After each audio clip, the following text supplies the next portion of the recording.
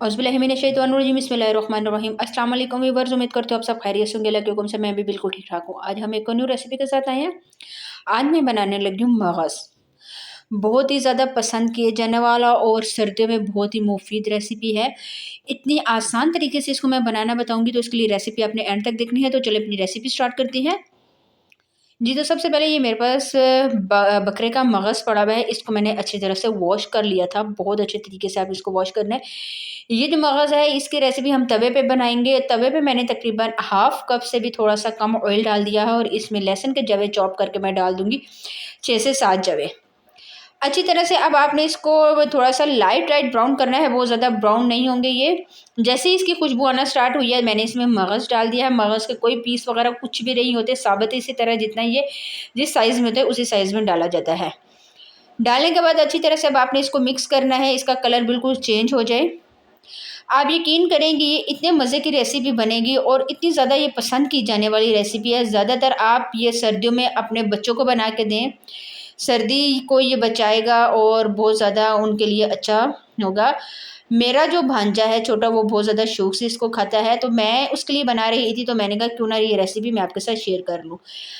देखिए हल्का-हल्का इसमें पानी आना स्टार्ट हो गया था और ये बिल्कुल मैंने इस तरह चम्मच आपने चलाना है जिस तरह मैं चला रही हूँ, ठीक है ना? मतलब कि ऊपर से आपने चम्मच को ज़ोर-ज़ोर से प्रेस करना है और अच्छी तरह से ये मिक्स हो गया था। अब मैं इसमें 1 अदद बड़े साइज़ का टमाटर मेरे पास पड़ा हुआ है, उसको बड़े-बड़े स्लाइस में मैंने काट लिया था। अगर आपके पास छोटे हैं तो आप 2 डाल दें।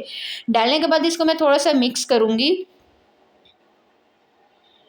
और मिक्स करने के बाद अब हम इसमें मसाले शामिल करेंगे। मसाले जो हैं मैं आपको बता दूँ, मैं थोड़े से कम शामिल कर रही हूँ। आपने अगर मसाले तेज़ खाने हैं तो आप इसमें थोड़े से ज़्यादा शामिल कर दें। जी, तो हाफ़ टी स्पून के करीब इसमें लाल मिर्च का पाउडर डालूँगी, हाफ़ टी स्पून के करीब इसमें हल्दी शामिल करूँगी, हाफ़ टी स्पून इसमें काली मिर्चें शामिल करूँगी और इसके अलावा धनिया पाउडर हाफ़ टी स्पून और हस्बे ज़ायक़ा नमक। ये तमाम मसाले डालने के बाद दोबारा से आपने इसकी मिक्सिंग करनी है, ठीक है?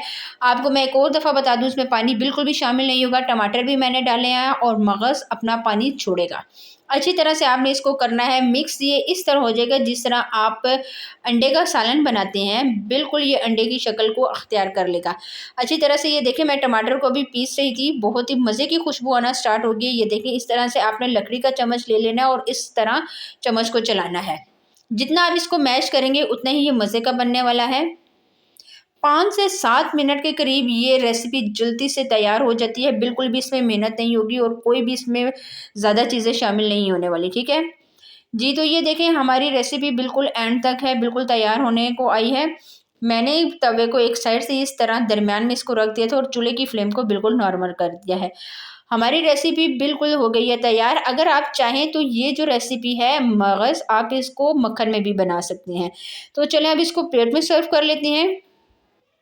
जी, तो मैंने इसको देखिए प्लेट में सर्व कर लिया। माशाल्लाह माशाल्लाह एक फ़ाइनल लुक है ये इसकी और इतने आसान तरीके से मैंने आपको बनाना बताया, तो आपने ये रेसिपी ज़रूर ट्राई करनी है। ट्राई करके मुझे कमेंट्स में बताना है कि आज की रेसिपी कैसी लगी। आज के लिए इतना ही, इंशाल्लाह नेक्स्ट में मुलाकात होगी। तब तक के लिए मुझे दीजिए इजाज़त। दुआ में याद रखिएगा।